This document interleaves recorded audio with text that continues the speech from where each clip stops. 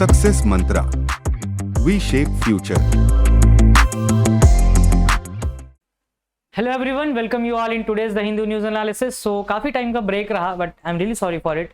But there were some technical issues, तो उसके कारण ये हो नहीं पाया। बट हाँ, अब से ये हम कंटिन्यू करेंगे इस चीज को, and I am really sorry for the inconvenience cause to you all. And prima facie ही चीज स्टार्ट करने से पहले आप लोग को मिल ही गया होगा एक खुशखबरी। वो खुशखबरी ही थी basically. And success Mantra digital पे आपको मिल भी गया होगा किस तरह से क्वेश्चन का ब्रेकअप रहने वाला है आने वाले क्लैट 2024 में। And it was genuine from the sources, right. तो आप देख सकते हो उसको। एंड क्लैट 150 से टू 120 क्वेश्चन पे आ गया है। सो 120 क्वेश्चन 120 मिनट, फोड़ दो यार। सिंपल सी बात, बहुत आसान हो गया है पेपर। अब कंपटीशन बढ़ गया है। यानी पहले क्या था, पहले 150 क्वेश्चंस थे, 120 मिनट्स थे। यानी if you have an edge of reading तो you can just excel it. Now everyone will have an edge of reading. But हाँ, इसका मतलब ये नहीं कि पेपर पढ़ना छोड़ दो, क्योंकि अभी अगर पेपर पढ़ना छोड़ दिए ना बॉस, तो फिर लॉस में चले जाओगे। लेकिन हाँ, अगर अभी भी पेपर नहीं पढ़ना स्टार्ट किया और कर रहे हो या करने जा रहे हो, तो प्लीज स्टार्ट कर दो, because it will help you only, right.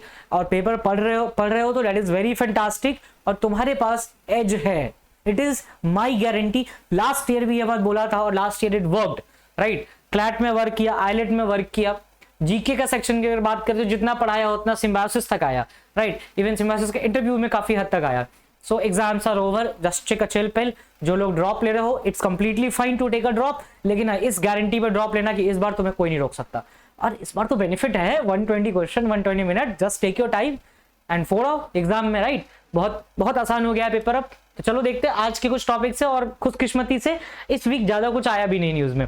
एक आपको लग रहा होगा साइक्लोन बिपरा जो है आया, ये गुजरात वाला, इसको हम पहले कर चुके हैं, राइट। जो चीजें आने वाली होती है वो पहले हम कर चुके होते हैं। क्यों? क्योंकि हमारा सोर्स ही थोड़ा इतना ऑथेंटिक है। पीआईबी है, एआईआर है, एक दिन पहले रहते हैं भाई सब हम लोग, ठीक है। और टॉपिक्स, नंबर ऑफ टॉपिक्स बढ़ा के रखते हैं, एक्सपेंसिव सोर्सेज है। एल नीनो ला नीना, एक बच्चे ने बताया भी था कमेंट करके कि सर प्लीज उसको देख लेना। कल मेरी गारंटी रहेगी हम लोगों के साथ एल नीनो की एक वीडियो आएगी अलग से, El Nino, La Nina and cyclone, ठीक है, ताकि वो सारा एक बार में सिमट के रह जाए, ठीक है। साइक्लोन, विंड्स वगैरह सभी चीजें एक बार में हम बात करके खत्म कर लेंगे, ताकि चीजें रहें, क्योंकि न्यूज में है and you can expect questions from this angle also, right. चलिए तो देखते हैं। पहला हमारे पास टॉपिक है jump starting the next phase of US India defence ties. Modi ji US जाने वाले हैं, तो यूएस इंडिया डिफेंस टाइज के ऊपर फिर से क्वेश्चंस उठेंगे। इंडियन एक्सप्रेस में बड़ा अच्छा आर्टिकल आया था कुछ दिन पहले, एक एग्रीकल्चर से related. Even I got to know the first time कि ऐसा हुआ भी था। लाइक कि नॉर्मन बोरलॉग जो कि यूएस के थे, उन्होंने एक इंस्टीट्यूशंस की हेल्प से इंडिया में HYV सीड्स वगैरह इम्प्लांट किया। That was very nice. तो you can expect question on HYV seeds also. तो I can give you the link, जिसमें आप लिंक कर सकते हो इन पर्टिकुलर टॉपिक्स को। चलिए नेक्स्ट आगे देखते हैं। सेंट्रल, ये जो लिंक वाली बात है ना, ये लास्ट ईयर काम की थी भाई साहब, इस बार भी कर सकती है। General consent to the CBI, ये साउथ इंडिया में हुआ, देखेंगे क्या बात है, रोने लगे थे मिनिस्टर साहब। हिरोशिमा AI प्रोसेस, अभी G7 से रिलेट करता है ये topic. US decides to rejoin the UNESCO, बड़ा अच्छा खासा कंपनसेशन भी दे रहा है। And Ishaad mango, it is related with the GI tag, ठीक है। ये कैटरीना कैफ वाला मैंगो नहीं है। चलिए तो देखते हैं। India US are exploring the possibility of co-producing jet engines, long-range artillery and infantry vehicles with the upcoming launch of Indus X. Indus X पुरानी बात है, अभी नई बात नहीं है Indus X, लेकिन देखना तो हमारा काम है टॉपिक्स। देखो, जैसे ही आप अगर इंडिया US देखते हो, तो उसमें कुछ चीजें आपको देखनी पड़ेंगी। इंडिया US में कुछ पर्टिकुलर चीजें हैं जो काफी काम की रहती है, and they can be asked in the examination also. चलिए पहली बात इंडिया US से है, आप HYV सीड्स देख सकते हो, ठीक है। इसमें आप नॉर्मन बोरलॉग देख सकते हो,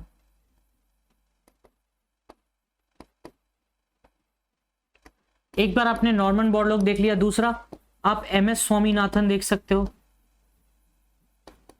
लास्ट ईयर तो क्लैट में आया भी था ना क्वेश्चन, MS स्वामीनाथन का फॉर्मूला, C2 वाला MS स्वामीनाथन फॉर्मूला देख सकते हो। अपार्ट फ्रॉम दिस, अगर आपको लगे कि और कुछ भी देखना है, तो इसमें और क्या क्या देख सकते हो, थोड़ा सोचो। MS स्वामीनाथन फॉर्मूला देख लिया, नॉर्मन बोरलॉग देख लिया।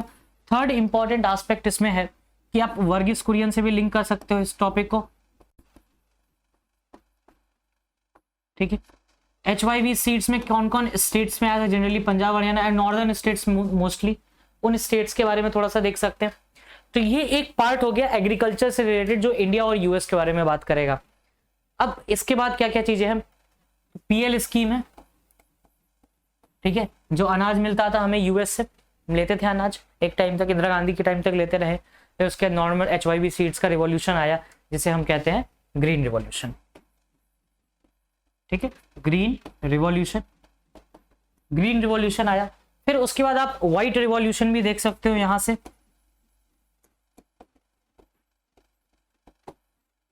तो ये कुछ कुछ ऐसी बातें हैं जो इसमें लिंक होगी इस पर्टिकुलर टॉपिक में। ये तो लिंक वाली बात हो गई, बट अभी क्या चल रहा है, इनके डिफेंस टाइज, तो उन डिफेंस वाले पार्ट को भी हमें देखना जरूरी है, ठीक है। चलिए तो उनको देखते हैं क्या क्या है डिफेंस में आज। कॉन्टेक्स्ट क्या है, इंडिया एंड यूएस एक्सप्लोर कर रहे हैं पॉसिबिलिटीज ऑफ को producing jet engines, launching of Indus x overall, ठीक है। अब इंडस एक्स है क्या, ये देखना बड़ा इंपॉर्टेंट है। ये एक इनिशिएटिव है क्रिटिकल इंजीनियरिंग टेक्नोलॉजीज का, with the aim to promote partnership collaboration between the defense innovative ecosystem of both countries।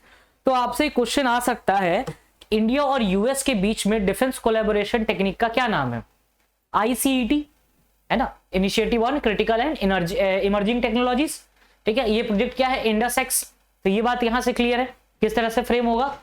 Next, Indus x का फोकस किस पे, हाईटेक कोऑपरेशन होगा दोनों कंट्रीज के बीच में, कि जितने भी मतलब अपग्रेडेड पैटर्न में जो मिसाइल्स हैं, अपग्रेडेड पैटर्न में जो एयरफोर्स के व्हीकल्स हैं, उनको हम ले सकते हैं, राइट।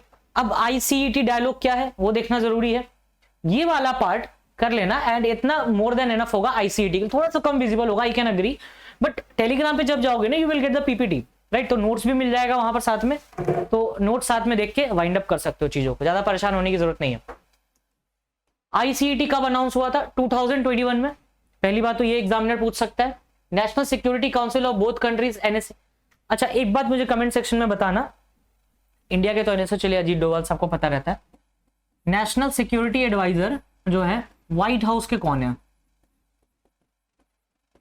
इनका नाम 2 दिन पहले न्यूज़पेपर में आया था, ये आप कमेंट सेक्शन में बताइए, देखते कितना कमेंट न्यूज़पेपर पढ़ रहे हो, बहुत स्ट्रेट फॉरवर्ड नाम आया था। एरियाज ऑफ कॉपरेशन क्या है, research and developing, quantum, defence, space, 6G, semiconductor sector, जितने भी मॉडर्न टेक्नोलॉजीज उन पे। सिग्निफिकेंस ऑफ ICET क्या है, America's technological partner strategic allow gradual lifting और US एक्सपोर्ट कंट्रोल। इंडिया के अदर टेक्नोलॉजी पार्टनर्स की अगर बात करें तो नासा और इसरो, ये इस साल न्यूज में भी रहा, इसलिए डाला भी हुआ है यहाँ पर। नासा और इसरो का निसार प्रोजेक्ट याद कहोगा, अभी भूलना नहीं है, कोई टॉपिक अगर पीछे पड़ा है ये नहीं कि भूल जाए, हवा में नहीं जाना चाहिए, टॉपिक रिवाइज करना पड़ता है। ये क्या है, निसार इंडिया और US का क्वांटम कोऑर्डिनेशन मैकेनिज्म है, जो कि लोकहीड मार्टिन और टाटा पार्टनरशिप का। For plane production, Lockheed Martin और Tata for the plane. NISAR innovative bridge readiness assessment, ISRO NASA partnership, और open RAN using trusted sources. तो ये कुछ इंडिया और US के अलग अलग टाइज है जो न्यूज में है, ठीक है। तो ये पहला पार्ट इंपॉर्टेंट है, प्लस आप ये मुझे बताएंगे ही व्हाइट हाउस के सिक्योरिटी एडवाइजर कौन है। चलिए let's see the next page. अच्छा ये जिनको नहीं पता ये याद रखना कि क्लैट 120 मार्क्स का हो गया है and it is of 120 minutes, तो please keep focusing, put your focus on it, और मॉक प्रैक्टिस करो। मेरा यही एडवाइस रहेगा हर एक के लिए, इवन कोर्स खत्म हुआ नहीं हुआ it doesn't matter, it is N aptitude based paper. बच्चे बोलते हैं कि जब कोर्स खत्म हो जाएगा वो सितंबर में तब मॉक बनाएंगे, तो फिर क्या ही मतलब हो जाएगा, मॉक बना के क्या कर लोगे, अक्टूबर नवंबर 2 महीना बचेगा। अगर कुछ गलतियां आती है अभी से मॉक देना स्टार्ट करो, पहले मॉक में 35 आएगा, 40 आएगा, 50 आएगा, 60 आएगा, 70 आएगा, 80 आएगा, try to reach 80, around 80 reach करो। कट ऑफ, बहुत बच्चे बोल रहे हैं कि कट ऑफ के पहली बात तो पेपर हो जाने दो, सबसे पहली बात यही है कि पेपर हो जाने दो, उसके बाद समझ कि क्या बात रहता है कट ऑफ का, नहीं रहता है, और क्या रहता है जो पेपर के ऊपर डिपेंड करता है। लेकिन एज जो स्टैंडर्ड रहा है क्लैट का वो यही रहा है कि 97 से 100 के बीच में रहता है, राइट, टॉपर्स के मार्क्स। फिर उसके 20 नंबर नीचे ले लेते हैं, पेपर इजी आ गया तो 105, 104 मैक्सिमम फर्स्ट रैंक, उसके बाद उससे नीचे हो जाता है। फिर उसके बाद जब देखोगे ओवरऑल जो एनएलयूज मिलना स्टार्ट होते हैं, टॉप 5 टॉप 3 टीयर्स वाले, ये टॉप 2 टॉप 1 टीयर वाले, तो 80 इज द सेफ साइड। 75 से 80 अगर हो you can get very very amazing NLUs, top 5 तो मिल जाएगा आराम से, 80s के अराउंड रहे, 70s। तो ये लाइन टारगेट रखना है तुम्हें कि एटलीस्ट जो जिस भी इंस्टीट्यूट में आप हो उस इंस्टीट्यूट के मॉक से आपके 80 to 85 मार्क्स आने चाहिए, तब जाके वहां उतने मार्क्स आ सकते हैं, या फिर 1-2 नंबर ऊपर नीचे होता है, क्योंकि जिस दिन एग्जाम होता है ना बॉस, ये 100 नंबर जो लाते हैं ना मॉक में, उनके भी 40 या 70 हो सकते हैं, टाइम नहीं लगता, क्योंकि वो वाला प्रेशर झेलना होता है। चलिए नेक्स्ट आते हैं MQ-9B प्रेडेटर ड्रोन। वो ड्रोन जो फोटो लगी थी स्टार्टिंग में, ये डिफेंस मिनिस्ट्री ने लॉन्च की है। Its approval to procure 30 MQ-9B predator drones जो कि सी गार्जियन वेरिएंट हैं। इसके बारे में देख लेते हैं क्या है। MQ-9 है और रीअपियर एज अनआर्म्ड व्हीकल है, यूएवी है, ड्रोन है तो यूएवी ही होगा। Primary for United states air force के लिए है, तो हम इसके लिए भी डील करेंगे। Sky Guardian and sibling Sea Guardian, Indian Navy operating the MQ-9B Sea Guardian since 2020 से कर रही है इंडियन नेवी इसका यूज। सी गार्जियन के क्या क्या फीचर्स है, 5670 kg, फ्यूल कैपेसिटी इज 2721। इसमें समझने का कुछ नहीं है, याद करना है। Drone can operate 40,000 feet above and these are the things. ठीक है, इसमें फालतू टाइम वेस्ट करने से कोई मतलब नहीं है। ऑटोमेटिक टेक ऑफ है एंड लैंडिंग है, ये याद कर सकते हो। ठीक है, स्टेटमेंट वाइज पूछ सकते हैं, जनरली पूछता नहीं है क्लाइंट बट पूछ सकता है। और ये मैरीन टाइम डोमेन डे और नाइट दोनों है, तो that is important part of this. ठीक है, ऑटोमेटिक टेक ऑफ है एंड लैंडिंग्स भी है और डे और नाइट दोनों है, वर्क करता है। चलिए नेक्स्ट है general consent to the Central Bureau of Investigation. ये काफी इंटरेस्टिंग हुआ, तमिलनाडु गवर्नमेंट ने इसको विड्रॉ कर लिया जनरल कंसेंट। तो जनरल कंसेंट और स्पेसिफिक कंसेंट दो तरह का कंसेंट होता है सीबीआई में।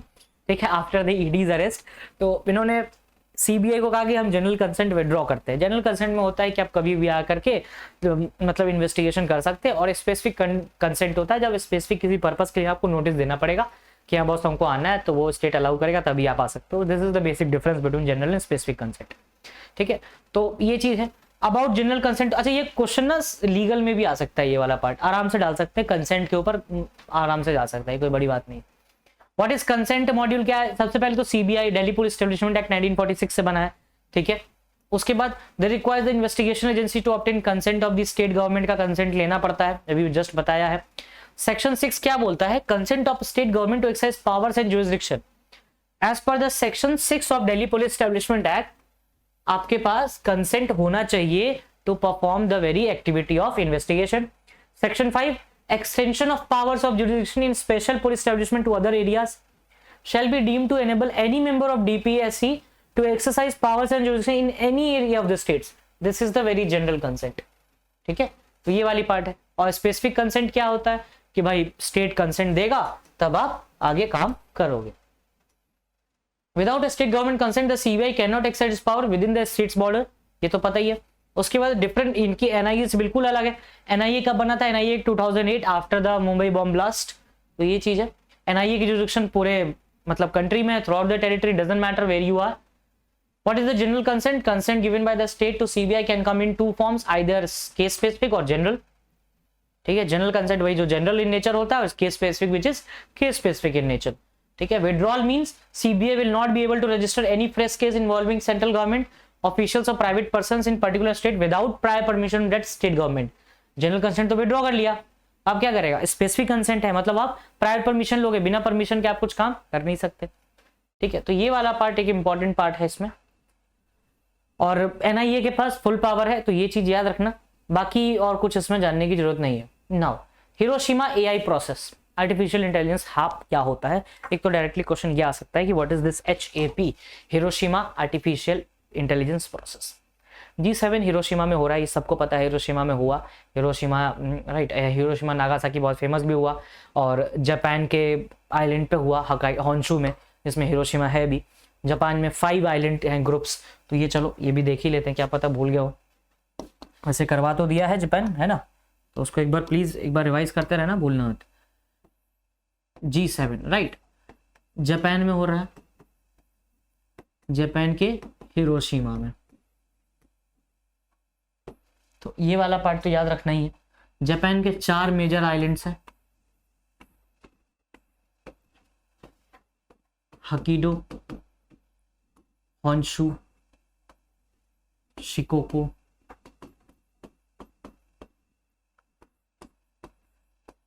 Kyushu right. तो ये है, ये रहा आपको हिरोशिमा वाला पार्ट जहां पर अभी हो रहा है ये G7, ये कंक्लूड किया गया G7। तो ये जापान में लास्ट ईयर जर्मनी में किया गया था। ठीक है, तो इसको देख लो एक बार, ये वाला जो इमेज है that is enough to teach you what exactly this thing is. G7 is in Germany, last year हुआ था। अच्छा, इसमें कौन कौन से हैं? कनाडा है, यूके है, और यूरोपियन यूनियन है, जर्मनी है, Italy, Japan, France and USA.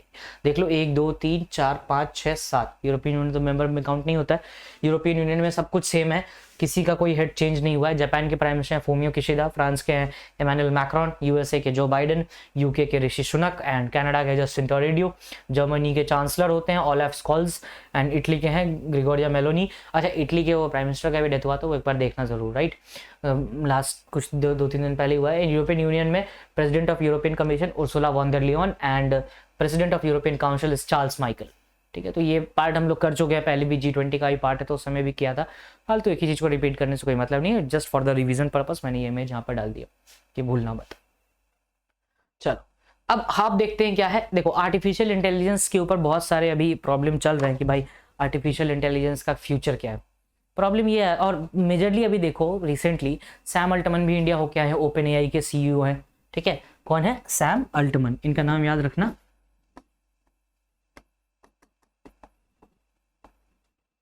ये ओपन एआई के CEO हैं। ठीक है, इनका नाम याद रखना, सैम अल्टमन। ये इंडिया भी आए थे, मोदी जी से मिले भी। तो प्रॉब्लम ये है, जब भी आर्टिफिशियल इंटेलिजेंस की बात होती है, ये एआई की जब भी बात होती है तो दो बात होती है, एक तो जुरिस्डिक्शन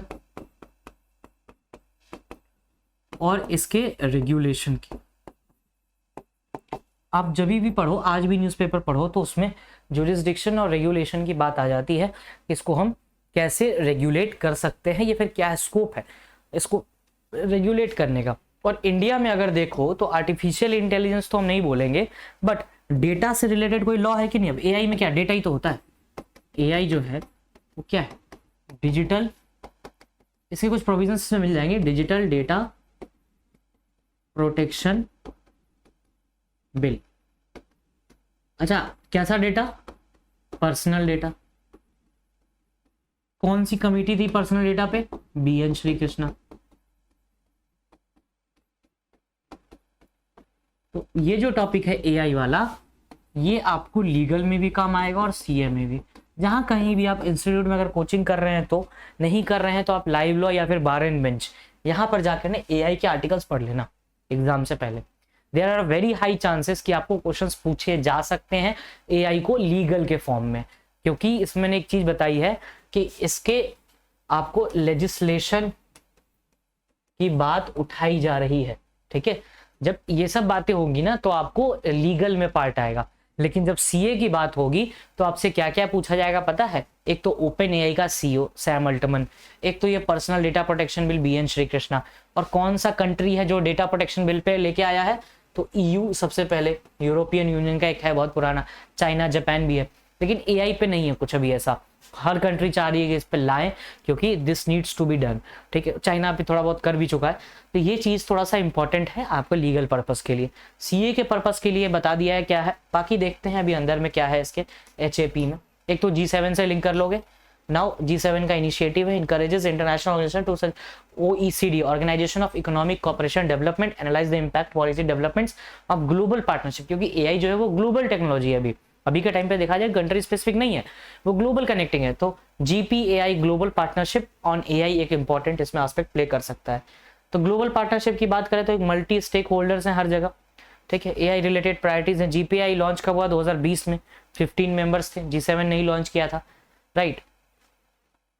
एट प्रेजेंट देखा जाए तो 29 मेंबर्स है और इंडिया भी इस मेंबर का पार्ट है GPAI का, तभी तो सारी कंट्रीज मिलेंगी तो कोऑर्डिनेशन होगा उस टेक्नोलॉजी के साथ। Secretariat is that the OECD के ही सेक्रेटरीट पे है। 1956 में एआई सबसे पहली बार ये वर्ड कॉइन किया गया बाई जॉन मैककार्थी, ये नाम याद रखना, भूल भी मत जाना गलती से। John McCarthy 1956 American computer scientist थे, इन्होंने पहली बार एआई का नाम टर्म किया और डार्टमुथ कॉन्फ्रेंस में ये चीज किया गया था, तो फर्स्ट अडॉप्टेड। तो ये बात है, तो इतना तो कर लोगे, आई गेस सीए का पार्ट था। बाकी लीगल में भी आपको काफी अच्छे क्वेश्चन आ सकते हैं। नोडल ऑर्गेनाइजेशन अगर इंडिया के हिसाब से कौन है तो CAIR, centre for artificial intelligence and robotics. तो ये आपसे डायरेक्टली पूछ सकता है कि भाई एआई का नोडल एजेंसी कौन सा है इंडिया का, तो CAIR, centre for artificial intelligence and robotics is the primary laboratory of DRDO, जो कि इसके लिए काम कर रहा है, इसको रेगुलेट करने के लिए बेंगलुरु में है। ठीक है, तो ये एक थोड़ा सा इंपॉर्टेंट है। CAIR कब आया? 1986 में आया था। प्रोजेक्ट इसका है नेत्र। नेत्र प्रोजेक्ट किसका है? Software to intercept online communication and सिकोस सिक्योर ऑपरेटिंग सिस्टम। तो please go without don't go without this CAIR। ये एक इंपॉर्टेंट एस्पेक्ट और कनेक्ट करता है नोडल एजेंसी से, जो कि आर्टिफिशियल इंटेलिजेंस को रिफॉर्म एंड रेगुलेट करने के बारे में भी विचार विमर्श कर रहा है, और GAPI है, राइट। और बाकी ये लीगल वाले पार्ट से इस टॉपिक को लिंक करना मत भूलना। चलिए ठीक है। US decides to rejoin the UNESCO. तो US ने वापस कहा है कि हम यूनेस्को ज्वाइन करेंगे, और $600 मिलियन वो रीपे करेगा। जब बराक ओबामा साहब थे तो उन्होंने कहा था कि नहीं, हम नहीं ज्वाइन करेंगे यूनेस्को, हम वापस जा रहे हैं। ईरान का कॉन्फ्लिक्ट हुआ उनके पास, फिर उसके बाद डोनाल्ड साहब आए, उन्होंने पैसे देने से ही मना कर दिया। फिर अब फाइनली जो बाइडेन साहब ने कहा कि नहीं हम ज्वाइन करेंगे, क्योंकि चाइना का रेस भी होता है कहीं ना कहीं। देखो कि अगर US का एब्सेंस यूनेस्को में, मतलब चाइना का प्रेजेंस वर्ल्ड में बढ़ना। थोड़ा सा एक इम्पॉर्टेंट ये पॉइंट भी है इस चीज़ से रिलेटेड। अगर देखो तो US का जाने का रीज़न कुछ और था, लेकिन बैक होने का रीज़न है चाइना। तो जैसे जब तक ये बाहर रहेंगे ऑर्गेनाइजेशन से, चाइना ज़्यादा फंडिंग देगा तो कहीं ना कहीं ग्लोबल प्लेटफॉर्म पे उसे रिप्रेजेंटेशन भी अच्छी मिलेगी। तो ये एक मेजर इम्पैक्ट है जिसको मैंने इसमें भी डाला है, तो पढ़ना एक बार अगर मन हो तो। बाकी अगर एग्जाम के लिए पढ़ना है तो डायरेक्टली यूनेस्को का full form United Nation Education for Scientific and Cultural Organisation. ये एक स्पेशलाइज्ड UN एजेंसी है जो कि एजुकेशन वगैरह में देखती है। ये एनफोर्स हुआ था 1946 में। Agency is permanent headquarter in Paris, France. Parent organisation United Nations Economic and Social Councils. ये 1919 में जब, ये 1920 में जब बना था उस टाइम का है, जनरल असेंबली का। तो बहुत पुरानी बात है ये, इसका नाम चेंज किया गया था United Nations Economic and social council से यूनेस्को। बैकग्राउंड देखा जाए तो US इजराइल वाला जो डिस्प्यूट हुआ 2011, पैलेस्टीन जो आज भी चल रहा है, जब US एंड इजराइल ने फंडिंग स्टॉप कर दी यूनेस्को के after it voted to include Palestine as a member state in UNESCO में पैलेस्टीन को घुसाना था इनको, लेकिन US और इजराइल ने फंडिंग बंद कर दी। उसका ट्रंप एडमिनिस्ट्रेशन 2017 में डिसाइड किया कि वो फाइनली विड्रॉ कर ले। 2011 में तो ओबामा साहब थे ना, तो उस टाइम ये चीज किया गया था। यूनाइटेड स्टेट्स प्रीवियसली यूनेस्को से विड्रॉ कर चुका है, ऐसा नहीं कि पहली बार है। कोल्ड वॉर एरा 1984 जब चल रहा था उस टाइम भी इन्होंने यूनेस्को से विड्रॉ किया। कंट्री ने 2003 में रिज्वाइन किया under the administration of president George W Bush. तो आपसे क्वेश्चन ये आ सकता है कि यूनेस्को में पहली बार US कब विड्रॉ किया था? 1984। किस कंट्री के साथ विड्रॉ किया? 2011 with Israel on the issue of Palestine. और पहली बार किसने रीज्वाइन करवाया था? George W Bush. यूनेस्को कब स्टार्ट हुआ? 1946।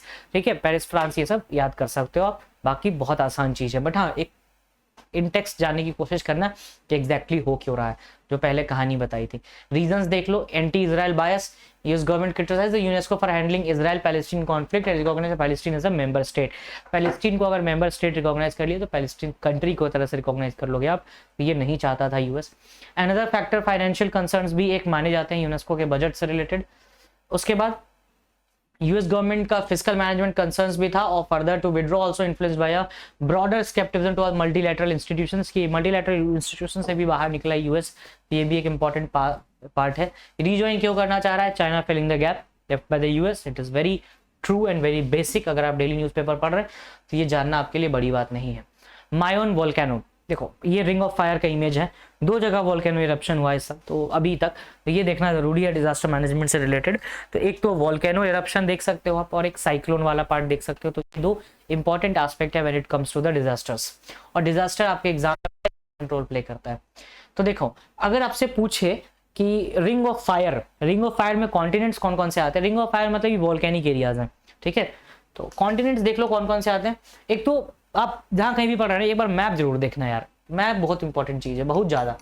ये है नॉर्थ अमेरिका, ये है साउथ अमेरिका, ठीक है। ये जो पार्ट है ना, ये पैनामा वाला पार्ट है, सेंट्रल अमेरिका जिसे बोलते हो, ठीक है। अब मैप जैसे पलटे को देखोगे तो इधर ऑस्ट्रेलिया मिल जाएगा तुम्हें, ठीक है। जावा, ये सुंडा स्टेट बहुत पढ़ा है हमने, मनीला, फिलीपाइंस, ये सब। फिर इधर एशिया वाला पार्ट आ जाएगा, ठीक है। तो ये वाला इंपॉर्टेंट पार्ट है जो इसमें मिलता है। आप ये देख सकते हो, ये Aleutian trench, Kuril trench, Japan trench, Izu Bonin, सब याद करने मत बैठ जाना, कुछ कुछ इंपॉर्टेंट याद रख लो। मिडिल अमेरिकन, अलूशियन ट्रेंच, ठीक है, जावा सुमात्रा, बोगेनवेलिया ट्रेंच, फिर Peru Chile and tonga trench. ये अब पेरू चिली तो वैसे भी न्यूज में रहता है, साउथ अमेरिका, जो आपका बोलीविया में जो लिथियम रिजर्व का ट्राइंगल है ना, ABC, अर्जेंटीना, बोलीविया और चिली का, तो वो एक इंपॉर्टेंट पार्ट है इसका। चलो 13,000 पीपल एवेक्यूएट किए गए फिलीपाइन से, जो कि रिंग ऑफ फायर का भी पार्ट बनाती है। As the countries most famous volcano है वहां का मायोन, ठीक है। ओज लावा निकला यहाँ से। एक्टिव वोल्केनो है साउथ ईस्ट का Luzon, Philippines. It is an active volcano in south east Luzon, Philippines. Its name is derived from the local word for beautiful lady, Mayo. ये ऐसे भी आ सकता है कि मेयोन को लॉर्ड मेयो भी था एक। It is called as the world's perfect volcanic cone because of the symmetric of its shape. Perfect volcanic cone है, एक डिजास्टर का काफी इंपॉर्टेंट इशू है। It is lies in the ring of fire, Pacific ring of fire के region में रहता है, and Atlantic ring of fire अलग है उधर, साउथ अमेरिका नॉर्थ अमेरिका वाला, और इधर पैसिफिक रिंग ऑफ फायर। ठीक है, key facts about the Pacific ring of fire, ये Pacific belts and path on the Pacific ocean characterised by the Pacific ring of fire. जो अभी image दिखाया वही चीज है, फालतू का उसका लैंग्वेज समझ के टफ मत करो। कितना किलोमीटर का है? 40,000। Traces boundary between the several tectonic plates in the Pacific, Juan de Fuca, Cocos, India, Australia, North America, ये सब इसमें मेंशन्ड है, तो you need to go into that. Volcano क्या होता है? एक ओपनिंग सरफेस होता है प्लैनेट का that allows the material warmer को बाहर निकालता है। ठीक है, जब मटेरियल एस्केप करते हैं तो एरप्शन होता है जो कि एक्सप्लोसिव नेचर का होता है। ठीक है, इंडोनेशिया का एक देखे तो अनक कराकताऊ, ये देख सकते हो, एक फिलीपाइंस और एक इंडोनेशिया, ये दोनों याद रखना, ये इंपॉर्टेंट भी है। और एक तो ये इंडोनेशिया वाला इलेक्शन भी तो देख सकते हो ना, है ना, उसमें भी थोड़ा सा इंपॉर्टेंट है, तो वो भी हुआ था रिसेंटली, इंडिया इंडोनेशिया डिस्प्यूट, तो वहां से भी इसको लिंक कर लेना, तो काफी हेल्प हो जाएगी। 3 किलोमीटर इनटू द एयर तक उछला था वोल्केनो, सोचो कितना हाई होगा। अबाउट अनक कराकताऊ वोल्केनो के बारे में देखते हैं भाई क्या है। This volcano island is located in the Indonesia सुंडा स्ट्रेट, है ना, एक 2 स्ट्रेट होती है, सुंडा, जावा, ये सब स्ट्रेट है, ये याद रखना। अनकताऊ इज अ चाइल्ड ऑफ कराकताऊ बोलते हैं इसको, एंड इरप्शन इन 1883 में हुआ था, लॉन्गेस्ट इरप्शन सिंस 2018। सुंडा स्ट्रेट देखे तो straight between Indonesia end of island of Java and Sumatra के बीच में है सुंडा स्ट्रेट, जावा सी और इंडोनेशिया सी को कनेक्ट करती है। Numerous volcanic island lie in the straight, image देख लो, आधा से ज्यादा कलेश दूर हो जाएगा। नाउ इशाद मैंगो, तो इसे जीआई टैग मिला है, ये Ankola tasty and contains a lot of pulp. ठीक है, it said the mango varieties में कल्टीवेटेड फॉर एटलीस्ट 400 ईयर से कल्टीवेट भी हो रहा है। Kari island, thin skin and more pulp, sweeter है। बिली इशाद, ये स्किन वगैरह वगैरह इसकी क्वालिटी है, you need not to go into that. Kari Ishad एक याद रखो बस कि ये अभी मैंगो इसको जीआई टैग मिला, लास्ट वो लीची को भी जीआई टैग मिला था मुजफ्फरपुर का। ठीक है, तो ये कारी इशाद जो मैंगो है, अगर इसको देखो तो ये कौन सा आइलैंड में, बिली इशाद, कारी इशाद एंड बिली इशाद, ये 2 तरह से होते हैं।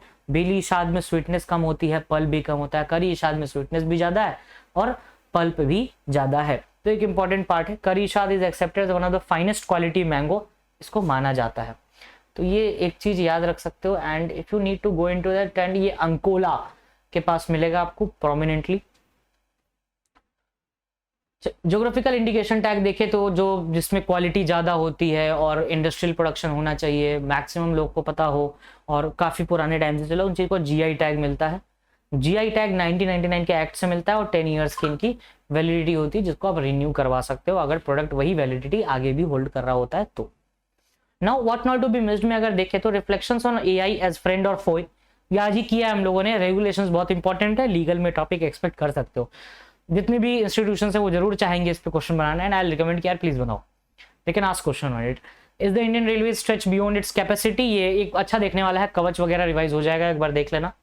Now first question, constitution mandates that a tax should be imposed only on the authority bye of law, तो ये परसों आर्टिकल आया था उससे है, आर्टिकल 265, ऐसे ऐसे क्वेश्चन देख लिया करो।